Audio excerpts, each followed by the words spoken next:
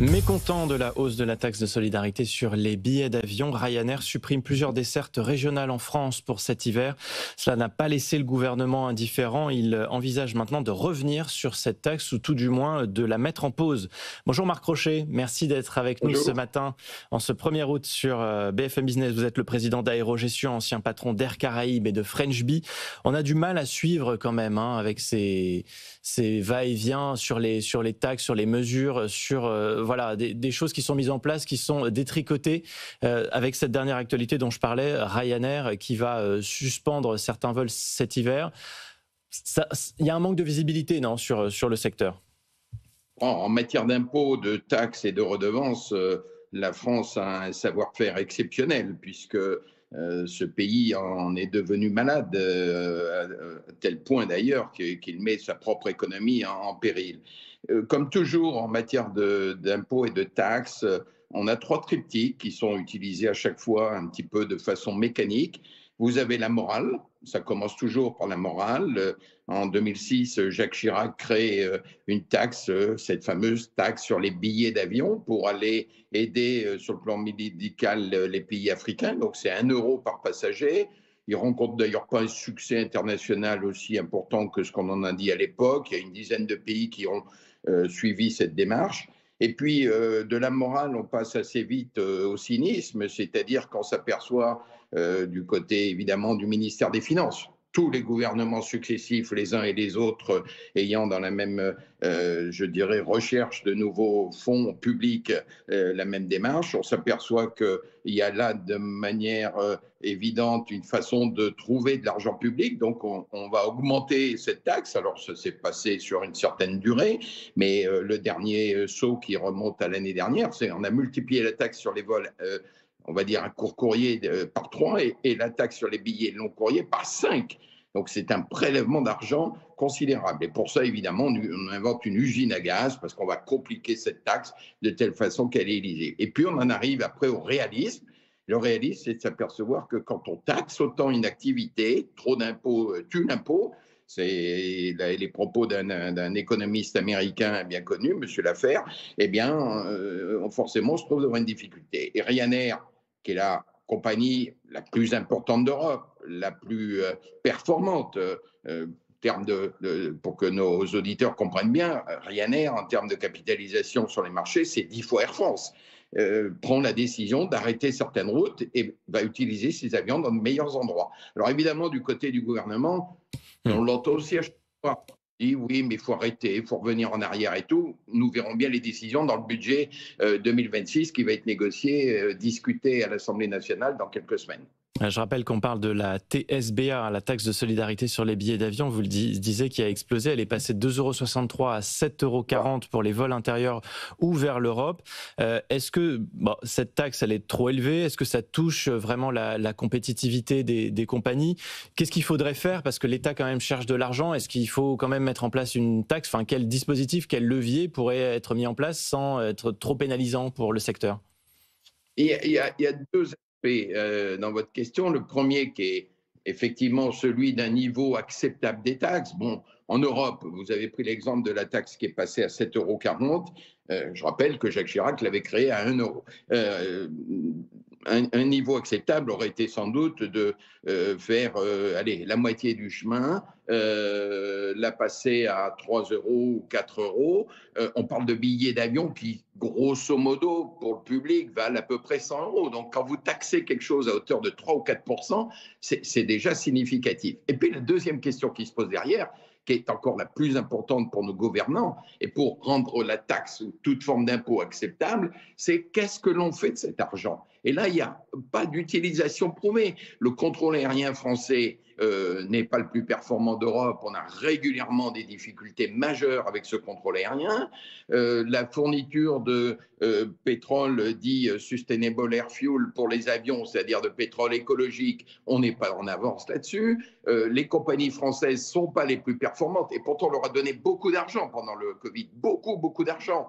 Pas toutes, pas de la même façon. Mais quelles sont les contreparties? Et l'art de ces gouvernants successifs qui manquent, soyons clairs, de courage, c'est dire on lève de l'impôt, on lève de la taxe, mais ça va servir à être plus efficace, plus performant. Là, c'est un puissant fond, ça va au budget national et ça disparaît dans l'énorme déficit que tous les gouvernements s'accordent à dire qu'ils vont les réduire et qu'ils les réduisent quasiment à chaque fois d'une façon ridicule, pour ne pas dire qu'ils ne le réduisent pas.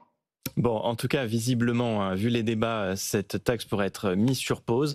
Le temps que le gouvernement fasse ses arbitrages sur son projet de loi de finances 2026. Autre actualité dont on voulait parler avec vous ce matin, Marc Rochet, dans le secteur aérien, on a la sensation que c'est quand même de plus en plus fréquent. Les problèmes dans les aéroports, cette semaine encore, à Heathrow et Gatwick au Royaume-Uni, une panne technique qui a perturbé une centaine de vols. Il y a un problème de moyens, d'investissement, de recrutement. Enfin, c'est quoi le souci? Il y a des problèmes tous les ans, pour pas dire tous les mois, dans les aéroports britanniques, mais pas que. Hein. Pas que britanniques, même si effectivement l'Angleterre n'a pas eu beaucoup de chance récemment. Deux aspects à ce sujet. Un, les aéroports sont devenus, comme les grandes gares d'ailleurs, des infrastructures très lourdes, très puissantes, où des millions et des millions de passagers ont l'occasion de passer, d'arriver, de partir ou de transiter. Et ce sont devenus des infrastructures extrêmement complexes. Et bien entendu, on y a multiplié tous les moyens digitaux possibles pour reconnaître le parcours des passagers, pour le traiter et autres. Et donc, de temps en temps, il y a des bugs. Bon, ça peut arriver. Le problème, ce n'est pas tant les bugs, parce qu'on sait que ça va arriver, c'est comment sont conçues les procédures de secours. On a eu, il y a quelque temps, ça avait été un épisode aussi qui avait marqué les esprits, une panne très sévère des tapis à bagages gérés par Aéroports de Paris à Orly. Bon, une panne de tapis à bagages, après tout, on est dans un monde réel, il faut comprendre des choses et ça peut arriver. Le problème, c'est qu'est-ce qui se passe quand il y a une panne? Et c'est là où les aéroports ont des difficultés à mettre des procédures, on appelle ça d'un anglicisme qui est de backup, pour pouvoir effectivement assurer un service minimum et se réorganiser très vite. À Orly, il avait fallu beaucoup de temps pour transférer des vols d'un terminal, il y a 4 terminaux à Orly, d'un terminal qui était en panne à des terminaux qui ne l'étaient pas et qui continuaient à fonctionner. Il se passe la même chose dans les aéroports britanniques. Si vous n'avez pas préparé des procédures de secours, des procédures de remplacement pour traiter votre panne et déplacer les problèmes, bien effectivement, vous débouchez sur des embouteillages massifs. Et là, mais ce sont des incidents à répétition, Marc Rochet. Pourquoi ces procédures ne sont pas mises en place au bout d'un moment quand ça se répète 4, 5, 6 fois? Elles le sont, et vous avez raison de souligner leur répétition. Elles le sont pas de façon structurée, de façon stabilisée. Il y a beaucoup de travail à faire, et je crois d'ailleurs que les aéroports en sont conscients, puisque ça fait partie de leur plan d'amélioration. Il doit y avoir des procédures. C'est comme en matière routière. Quand il y a une autoroute qui se ferme, il faut prévoir des plans de renvoi de la circulation sur d'autres axes. Ce n'est pas toujours très bien fait, c'est compliqué, mais encore faut-il avoir la volonté de le faire. Bon, aux États-Unis aussi, hein, l'actualité inquiète quand même. On a l'impression d'entendre toutes les semaines des histoires d'accidents évités de justesse, décidément. Mais il y a quelques jours, un avion de ligne a évité une collision avec un avion de combat de l'US Air Force. Ça se passait dans le Dakota du Nord. Même question, d'où vient le problème? Enfin, il y a quelque chose qui n'est pas résolu.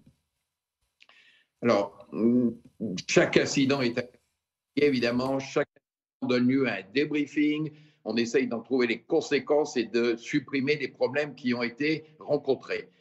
Manifestement, les États-Unis aujourd'hui ont un problème dans le mélange du trafic aérien civil, qui est très important. Je rappelle que les États-Unis, c'est le premier marché mondial de l'aviation civile.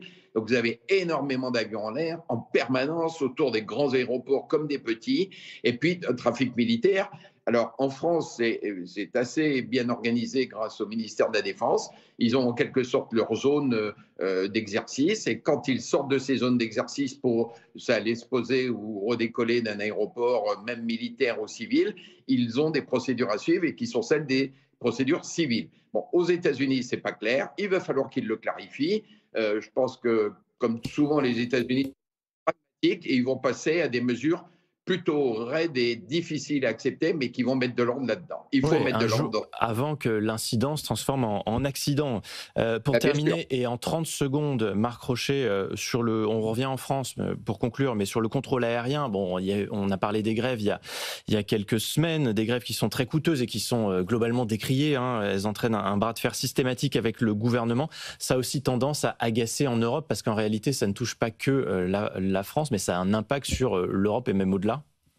Quelles issues? Oui, la France est une bonne élève en matière d'organisation de son contrôle aérien.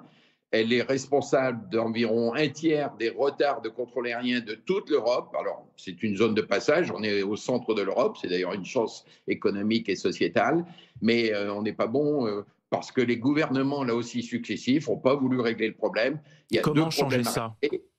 Il faut digitaliser cette opération de contrôle aérien qui suppose de gérer en permanence des milliers d'informations, et il faut des humains responsables, des gens qui s'engagent dans ces métiers. Le droit de grève n'est pas acceptable en tant que tel et tel qu'il est pratiqué par le contrôle aérien. Le service minimum doit fonctionner, il doit être étendu, il doit être appliqué, et pas les jours de départ en vacances. C'est ce qui se passe en Italie. Merci beaucoup, Marc Rochet, d'avoir été avec nous et d'avoir accepté de traiter tous ces sujets dans la matinale de BFM Business, président d'Aérogestion, ancien patron d'Air Caraïbes et de French Business.